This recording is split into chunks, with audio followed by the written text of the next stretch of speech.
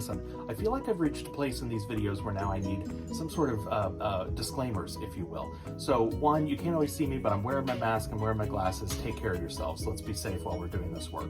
I am not a teacher. I'm learning as we go, and I'm posting these videos for free so that maybe you can learn along with me, successes and failures.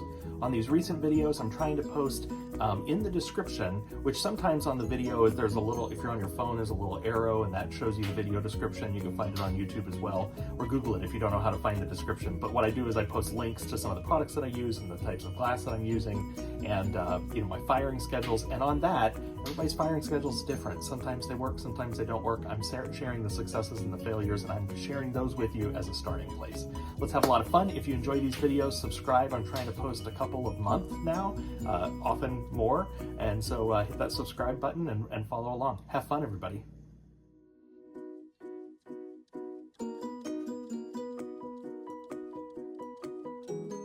Hey, it's Jameson. I'm going to take you through a quick project. I've done another video on one of these where I had bent these stringers. These were little forms that I got at Slumpy's, and so I put several of them in a row and bent them and got this pattern from it. And I had a few left over from an earlier project, and so I was going to play with them a little bit. And I think I'm going to glue them into a position tonight and let them dry overnight so that I can use them tomorrow. I've got just a couple of these white ones, and I have a couple of red. And I was thinking it would be a little shaky there. I was thinking it would be kind of neat to double overlap these and then fuse them onto a piece of aventurine green and make kind of a neat looking Christmas design, Christmas piece. So let me come off of here. So can you see what I'm doing here? So I've got them, I've got this kind of plastic tray. Honestly, this was a catering tray from Chick-fil-A, and I found that it fits into one of my bins perfectly. So I use it for all sorts of stuff. So I'm gonna take some of these and I'm gonna kind of glue this tonight, and hopefully it gets nice and dry and somewhat hard. And then tomorrow, I will kind of lift the whole piece up and put it onto some green. I'll trim it off where it needs to be trimmed and full fuse it into a piece of aventurine and make a little Christmas platter out of it. So stand by for that. Okay, so a couple of thoughts on the glue. This is what I had, Elmer School glue in white. I wish I had clear. Honestly, I wish I had some blue glass tack, because that might have worked just as well, if not better. I only happen to have some of the red, and this is really thin, so this would not have held these. These were a little, because they were stacked on top of each other and they're, bent a little bit, they just weren't sitting well or cooperating well. So I had to put something kind of heavy in the middle to get them to place where I wanted. Then I took the glue and I kind of, at all these joints, I glued them. But as you can see, I now have a lot of this glue. Now, I understand that glue will dry or burn off in the kiln. I'm just not sure if that amount of glue will burn off. But you know what? It is done, and this is what I wanted. I wanted one piece so that I could put it on here and kind of position it, mark where I need to make my cuts and cut them. And so that's what I'm about to do now. If this doesn't burn off, well then I guess we've all learned a lesson together then, right? That's what this is all about, learning. So, okay, so what I've got, I'm just gonna use my nippers here. And let's see here, find a marker. Dude shooting a video, you'd think I'd be a little better prepared. Okay, so here's what I'm gonna do is just, I've got a piece of Tekta underneath, and then I'm gonna do aventurine green on top, and I'm gonna fire this, and I'm gonna do a full fuse so that that sinks right in very nicely, and hopefully burns most of that off. So what I've got to decide now is what part of this stretch do I want on the plate. So I can go to about, really to about there, or I can do this one somewhere in the middle. Okay.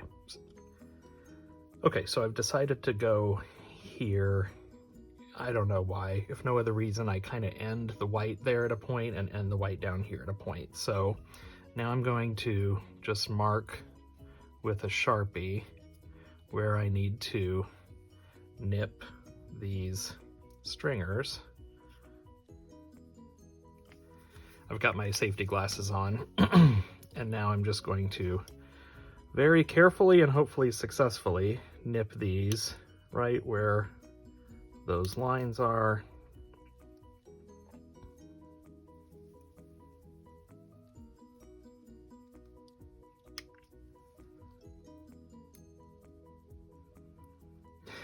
This is nipped, but the glue is hanging on. Got to very carefully pull that off. Okay, and then down here,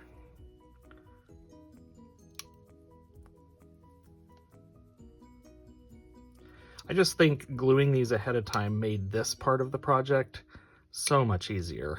But we'll find out if it was, well, that one didn't nip. We'll find out if this was worth it in the end.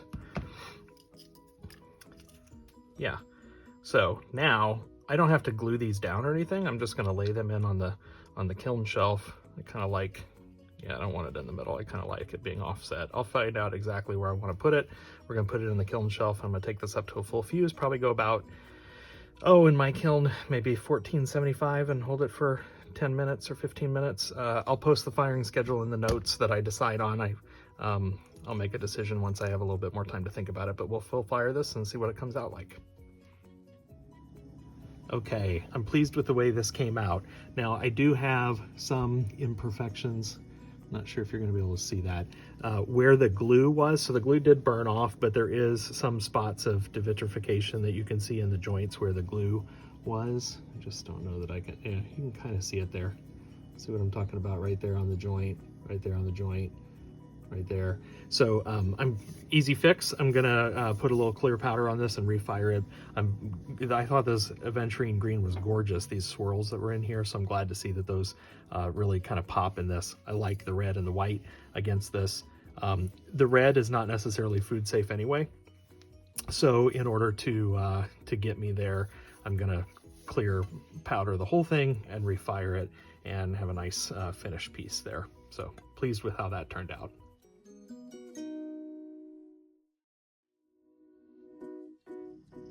Okay, here we go. Finished piece. I slumped this in a very shallow mold. I'm very, very pleased with how this one turned out. So, you know, relatively simple. This one had a couple of firings, but in the end, I think that aventurine green sells this thing, but I think the red and the white design in there is fun as well.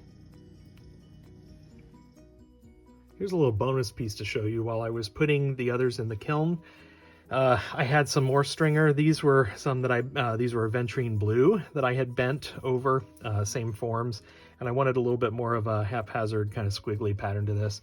I used Bullseye's Dusty Blue, number 208, as the base piece of glass here with the aventurine blue stringers, and it's a nice piece. It's 14 inches by 7 inches.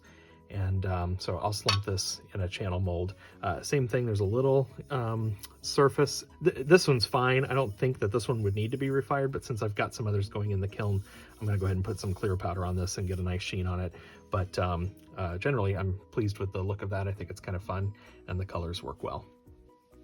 Okay, here's the final piece on this one. Nice slump. I have a channel mold that is about 14.5 or so inches long and about 7 inches wide. Perfect for this piece. I'm really pleased with the way this turned out.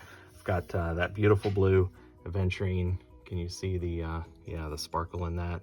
Really cool piece. Pleased with this and the other pieces. So hope you enjoyed this video. If you learned anything, drop me a comment. Let me know what you learned from this, and follow along. Subscribe to the channel for future videos. Have a great one. Bye-bye.